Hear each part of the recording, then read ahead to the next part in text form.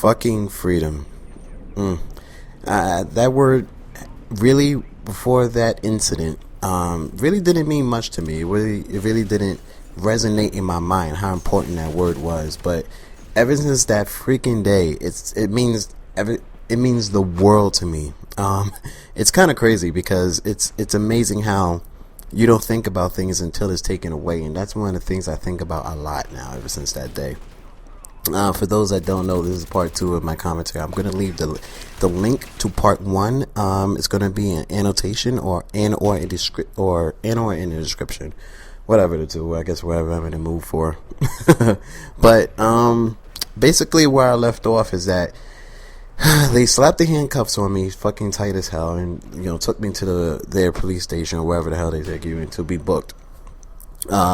Which was a crazy experience because you know how you watch movies and they do the fingerprint thing. They didn't use fingerprint. They put my finger on this machine and they took my picture, but everything's real technological now and real technical and whatever the case may be. And these guys was really cool guys. I don't know if they was real cool just to try to keep me calm or whatever. Or if they were just really cool guys, but they was honestly cool guys. Like, we was having a conversation and everything, and finally they put me in a cell that's in the police station. It was a pretty big cell, and they finally put me in there, and I'm in there, and I was in there with a couple other people. They separate the male and the female. It was a female cell right next door to the cell I was in, and the female it's funny because one of the females that was in there and one of the males that was in mine, they had gotten into a fight with each other, and they was fighting each other, and it's real funny because it was like a domestic violence thing, and she beat the fuck out of that guy. Like, he had some type of big ass knot on his head. He was bleeding. Well, he wasn't bleeding in the cell. Yeah, I got fixed up or whatever, but you could tell he was bleeding and shit.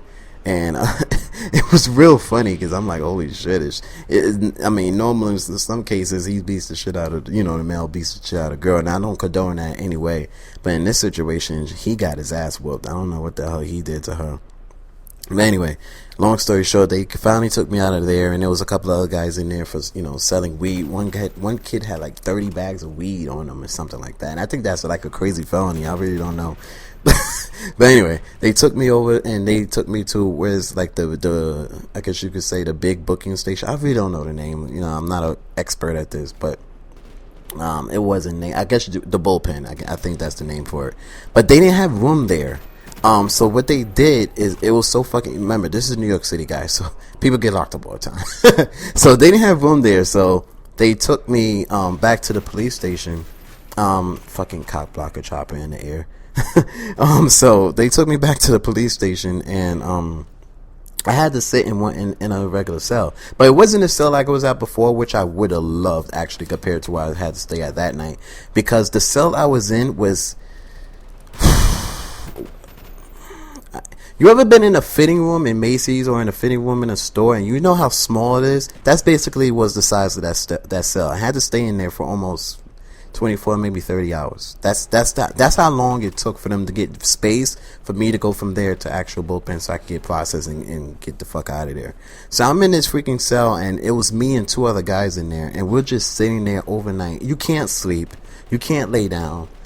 They didn't give you nothing to eat, and when they did give you something to eat, it was a hard ass piece of bread and a piece of bologna. It was the worst experience of my life. I've never been so uncomfortable in my life. Remember, it's March, so it was cold. It was no heat. It was horrible. I had rather, I don't know how to describe it. It was water on the floor. It was fucking hell. Like, seriously, that just to think about it scares the fuck out of me, because that was the most horrid experience. Everybody was complaining. I remember one kid, he was just like, it's fucking cold, and he was complaining, and I think he made up a story that he was sick or something like that, so he could be put into a different cell, and it worked because he got finally put into another cell. So after like 30 hours or whatever, they finally got everybody that was in that little police station, rounded us up. They chained us all together and put us in this big police van, and they took us over to the bullpen. I got processed all over again and searched all over again over there. And it's like 3 levels that was at the bullpen over there. The first level is once you go there, everybody that I guess that's been through this before was kind of walking me through the process, because I've never been through this, and thank God I never went through it again. They basically saying, this could take anywhere from 24 to 48 hours, basically, once you get to this point. So remember, I was already locked up for like 30, something like that.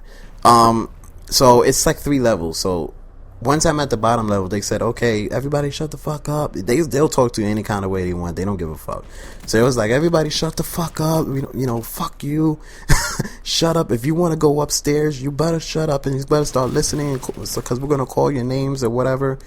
And finally they did so, and I went up to the second level, and then all of a sudden some fucking asshole was talking about, I'm catching a heart attack.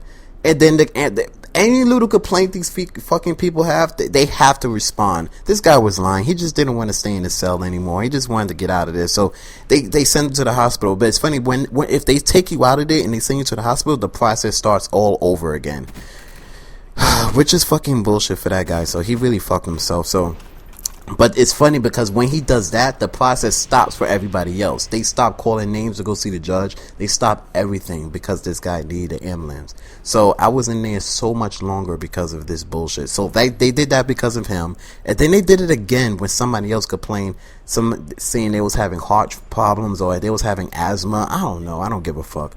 But I just know that happened 3 times that night. So oh my god. So I had to stay in the bullpen, and then there was another guy, he caught a seizure. It was like at least 25-30 guys in this big cell that was in once I got to the bullpen. And it was one guy caught a seizure, another guy said I had a heart attack, another guy said I have asthma. And every time these fucking motherfuckers complained, that's how much longer I had to stay in there, because the whole process stopped. I was utterly pissed off, utterly upset. I didn't know what the fuck to say. I didn't know what the fuck to think. I just wanted to get the fuck out of there. I think I had 50 cents on me, and I called my girlfriend, and what she was doing, she fucking had her ex that she was messing with long story, I will talk to you guys again about it, but she was fucking with some guy, and because she didn't know how to drive, remember I said my car was towed? Well, was supposed to get towed. She called her ex and had him drive my car while I was locked up. Now tell me if that's not fucked up. Now I'm not talking. Oh my god, it's hard to even think about. It's hard to even talk about it. But that's basically what happened. So finally, I'll just keep talking. The video's over, but I'll keep talking. So finally, what happened was that they took me over, and